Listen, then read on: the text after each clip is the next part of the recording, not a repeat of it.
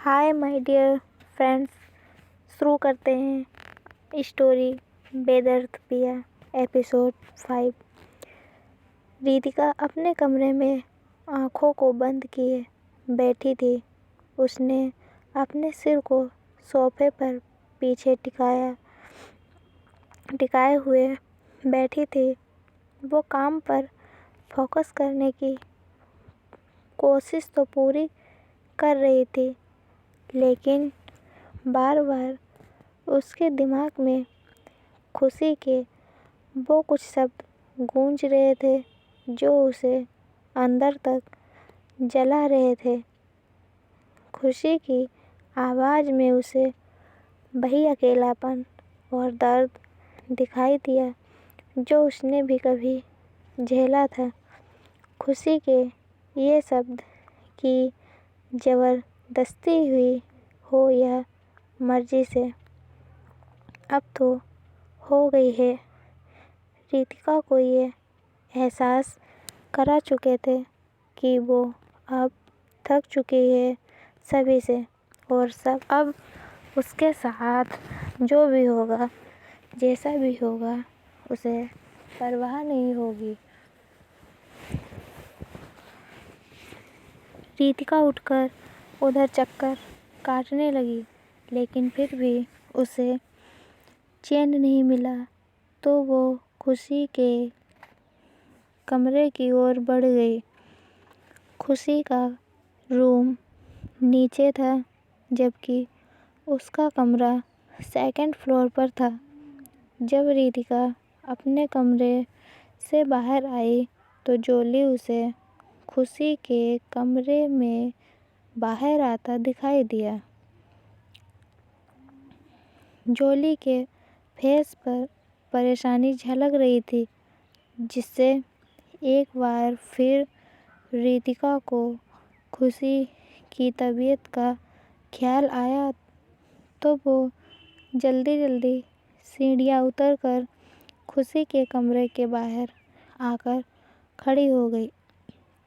वो अंदर जाने के लिए कदम बढ़ाने वाली थी कि उसे खुशी और जोली की कुछ बातें थोड़ी हल्की सी सुनाई दे रही थी।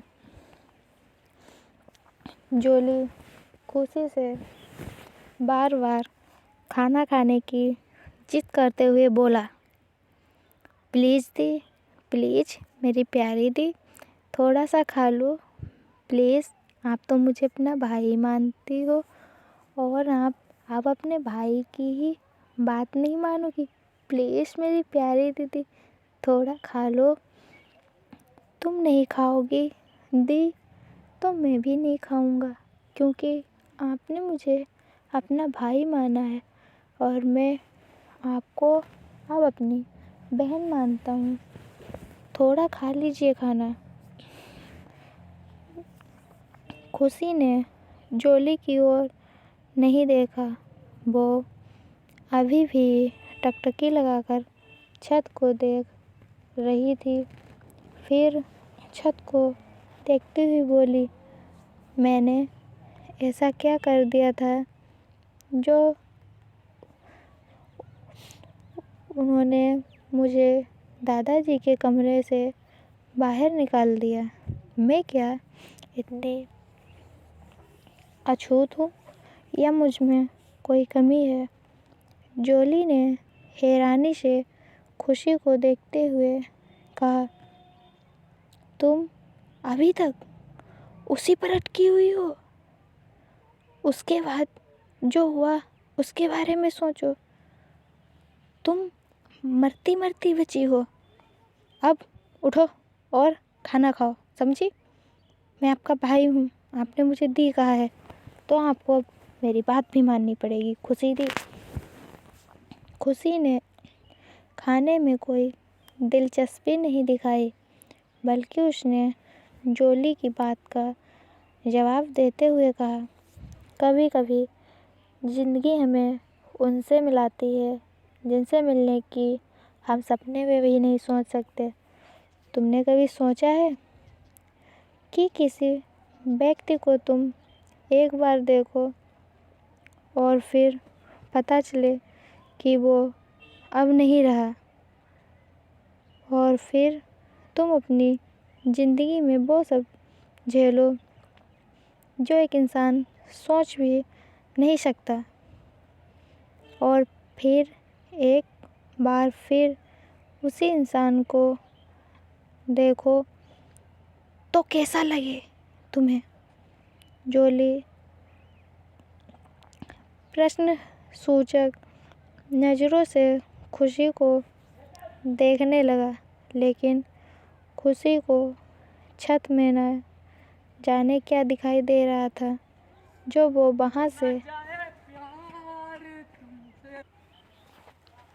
लेकिन खुशी को छत में न जाने क्या दिखाई दे रहा था जो वो वहाँ से नज़रें हटा ही नहीं रही थी। जोली ने खाना रखा और वहाँ से चला गया। बाहर उसे रितिका खड़ी दिखाई दी, जिससे जोली घबरा गया और डरते हुए बोला, सॉरी मैं। रितिका ने जोली के कंधे पर हाथ रखा और पलक झपका कर उसे वहाँ से जाने का इशारा किया।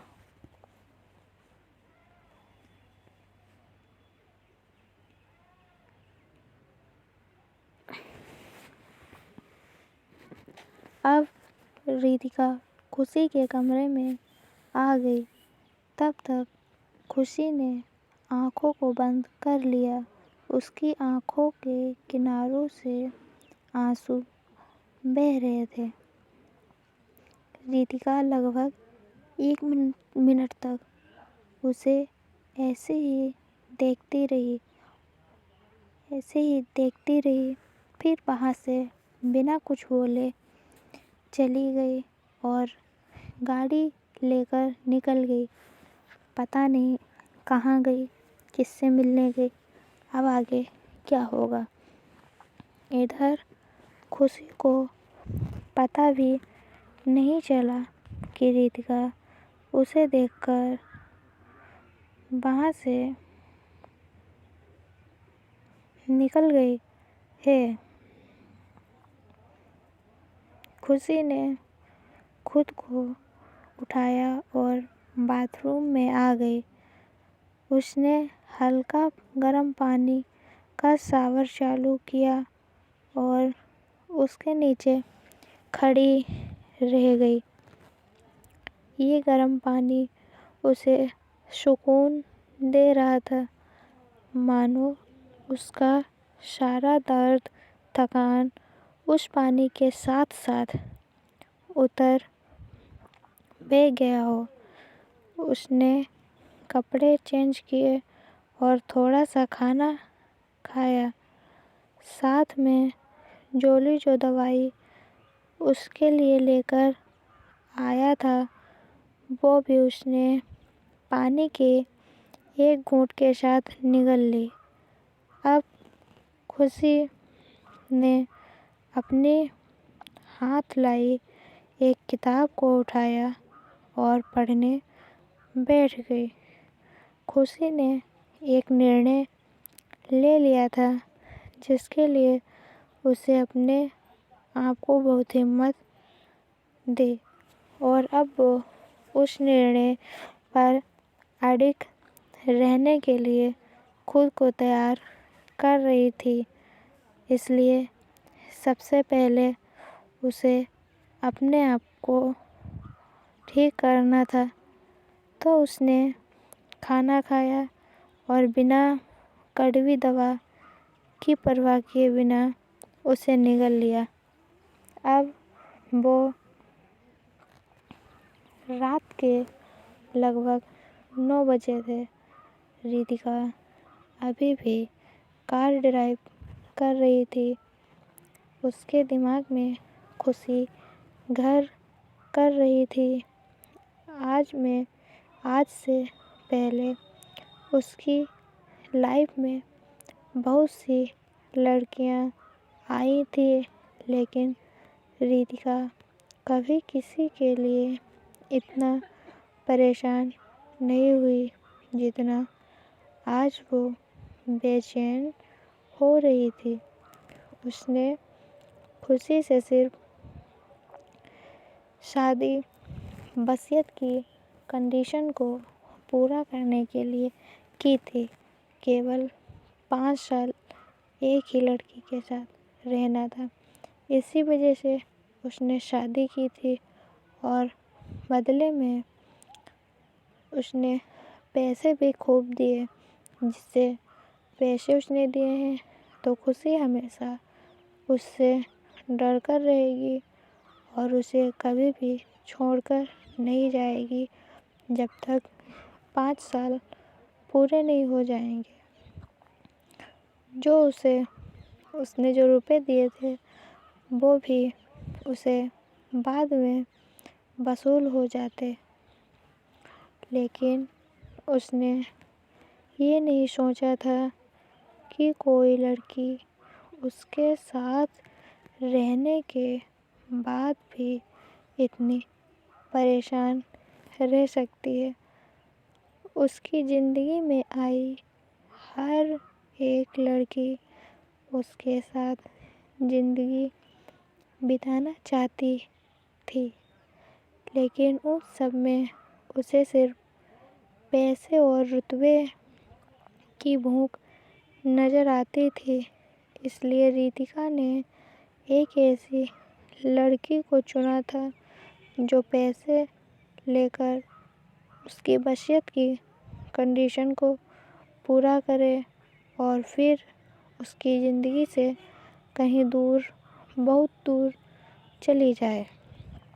दूसरी ओर उसे लगता था कि वो एक लड़की के साथ ज़िंदगी भर नहीं रह सकती है।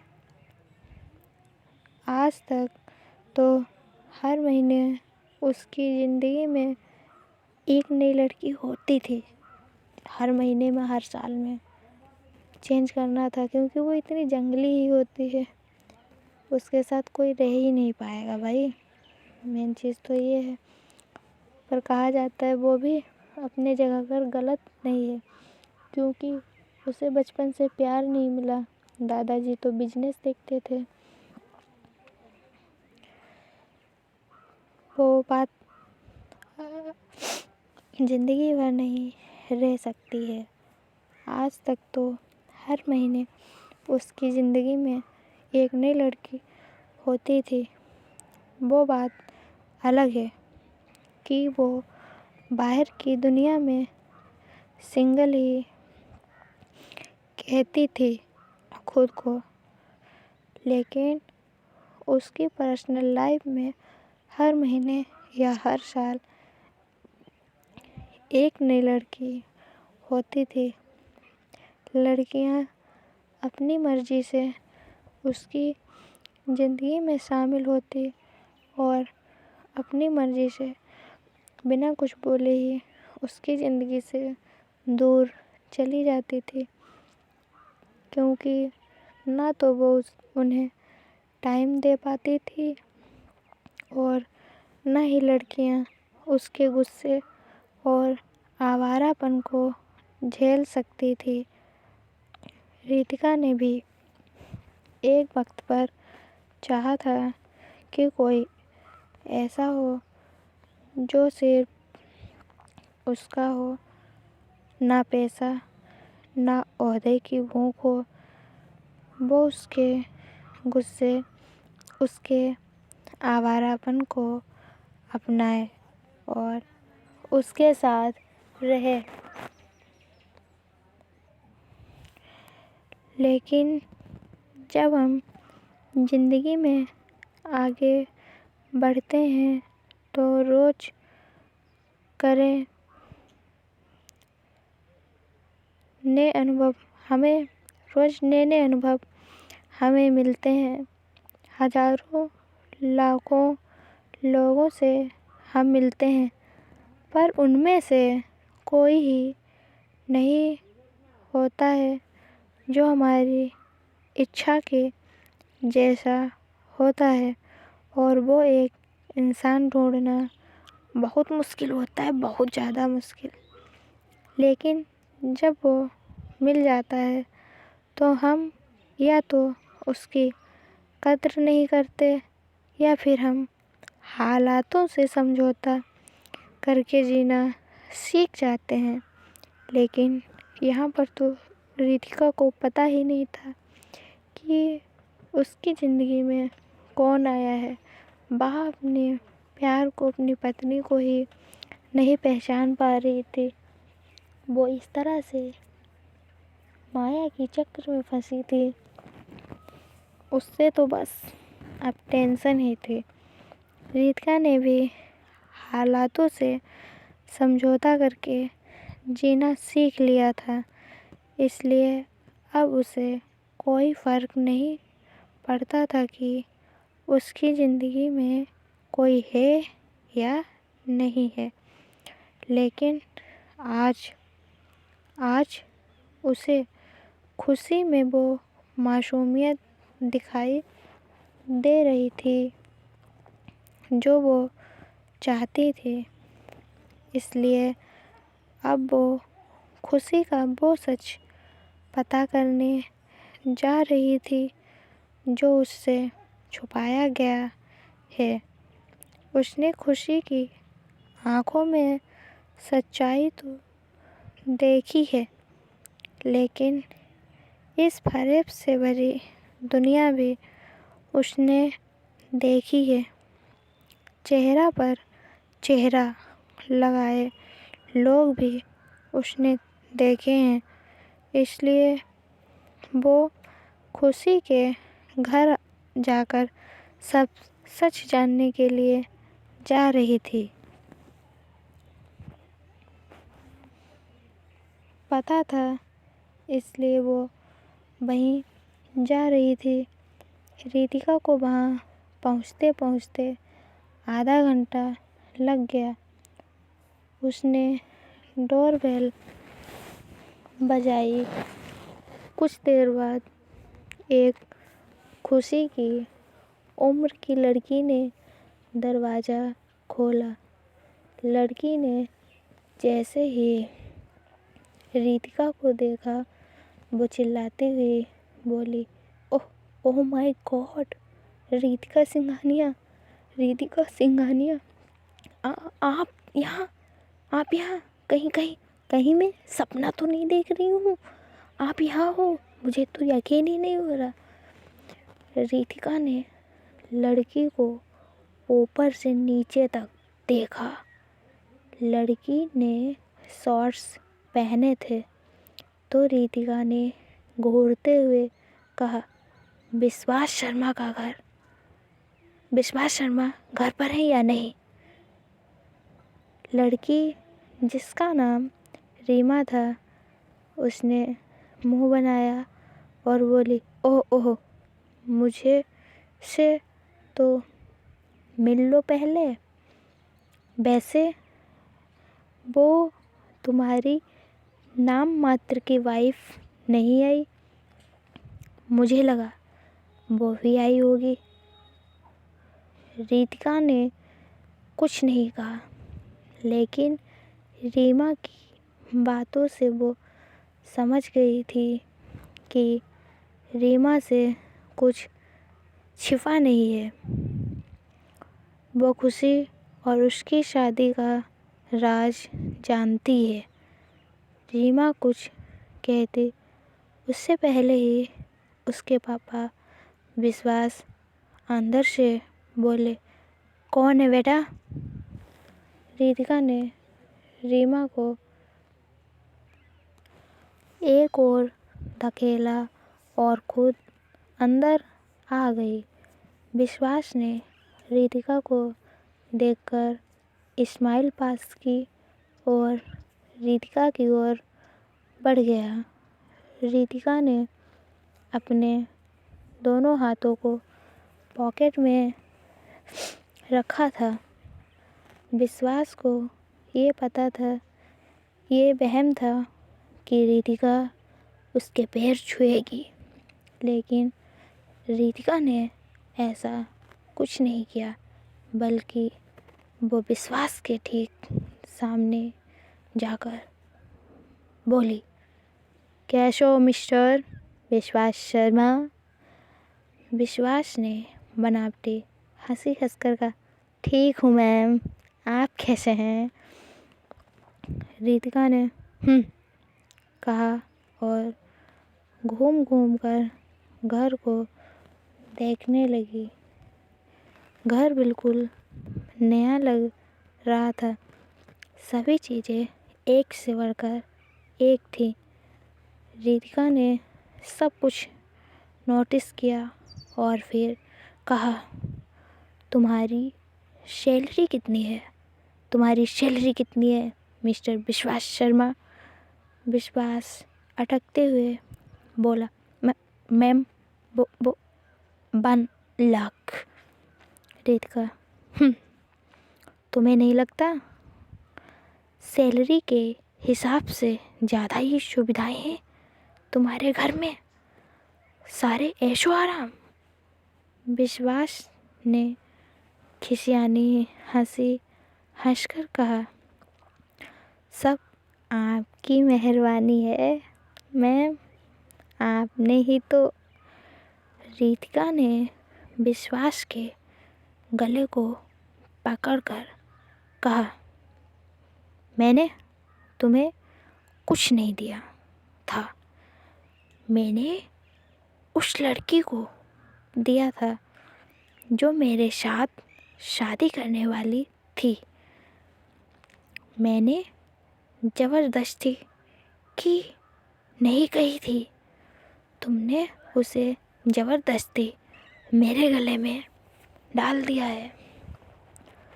रीमा ने जब ये देखा तो उसने रितिका से अपने पापा को छुड़ाकर कहा, यूँ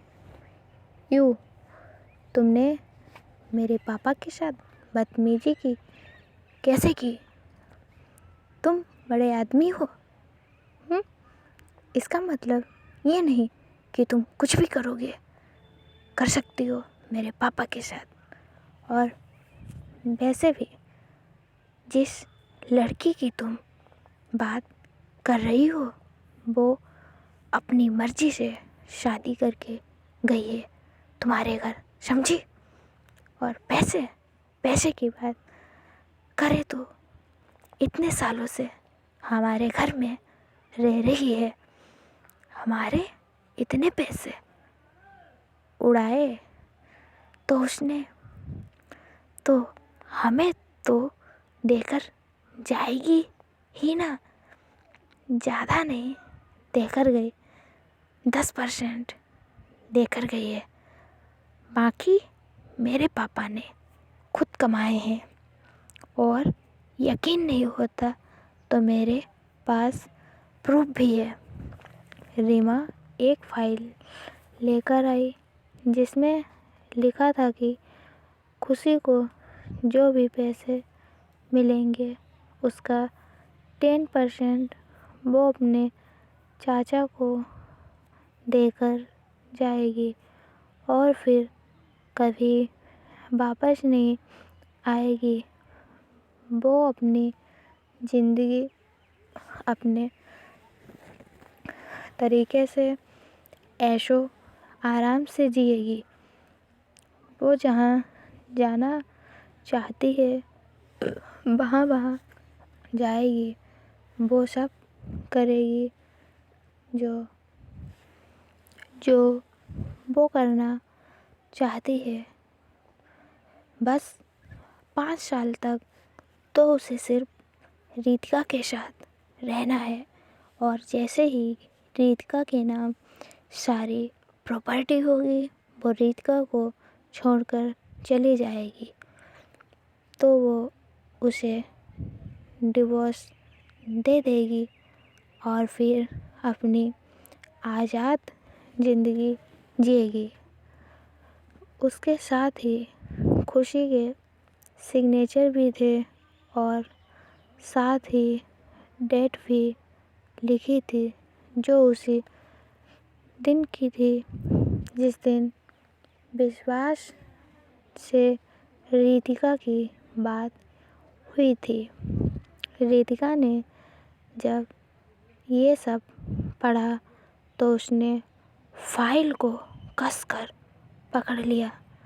तभी रीमा फिर से बोली, यकीन नहीं हो रहा था, वीडियो प्रूफ दिखाऊं, अभी भी नहीं हो रहा, इतना विश्वास हो गया। रितिका ने रीमा को घूर कर देखा, इतने गुस्से में देखा। रीमा ने भी उसे घूरा, जो रितिका को बिल्कुल भी बर्दाश्त नहीं हुआ और वो फाइल लेकर वहाँ से बाहर आ गई। उसने फाइल को पीछे की सीट पर फेंक दिया और कार ड्राइव करने लगी। अगले दिन खुशी उठी और फ्रेश होकर बाहर आई। तब तक जॉली उसके लिए नाश्ता रखकर चला गया था। खुशी ने नाश्ता किया और अपनी दवा ली। उसे पता था कि जॉली उससे नाराज़ है, इसलिए वो उसे मनाने के लिए किचन में आ गई। जॉली वहाँ दादाजी के लिए नाश्ता बना रहा था और एक और लड़का उसकी हेल्प कर रहा था। खुशी ने दोनों को गुड मॉर्निंग विश किया और अपने नाश्ते की प्लेट को सिंक में रखकर दोनों की ओर बढ़ गई। जॉली ने खुशी को नहीं देखा और न ही विश किया, जबकि दूसरे लड़के ने स्माइल करते हुए विश किया। तो खुशी ने मजाक में कहा, लगता है हमारे छोटे भैया हमसे नाराज़ हैं, तो आज हम उनके लिए अपने ही हाथों से नाश्ता बनाएंगे, क्यों छोटे भैया। और वो ऐसा कर कर थोड़ी सी हंसी। तभी जॉली ने जैसे ही खुशी के मुंह से ये सब सुने, वो तपाक से बोल पड़ा, नहीं नहीं नहीं, तुम बीमार हो, तुम जाकर आराम करो। लेकिन खुशी नहीं मानी। उसने नाश्ता बनाना शुरू किया। जॉली ने उसे बहुत मना किया, लेकिन वो नहीं मानी। तो जॉली दादाजी को नाश्ता खिलाकर वापस आया और खुशी ने जो अपने हाथों से खुश होकर नाश्ता बनाया था, जॉली वो नाश्ता करने लगा और नाश्ता करते हुए बोला, आपको तो बहुत अच्छा नाश्ता बनाना आता है। दूसरे लड़के ने भी खुशी के हाथ का नाश्ता किया तो उसने भी खुशी की तारीफ की। अब जॉली खुशी से नाराज़ नहीं था, इसलिए वो अपने कमरे में आ गई और अपनी किताब जो बुक लेकर पढ़ने लगी। रितिका अभी तक घर नहीं आई थी। अब जो वो आएगी तो साथ में खुशी के लिए क्या तूफ़ान लेकर आएगी, क्या होगा खुशी के साथ। मिलते हैं अगले पार्ट में। सुनते रहिए हमारी स्टोरी। बेदर्द प्यार जल्दी मिलेगा एपिसोड 6। कृपया लाइक एंड कमेंट कीजिए bye, thank you for listening, good night, sweet dream, take care.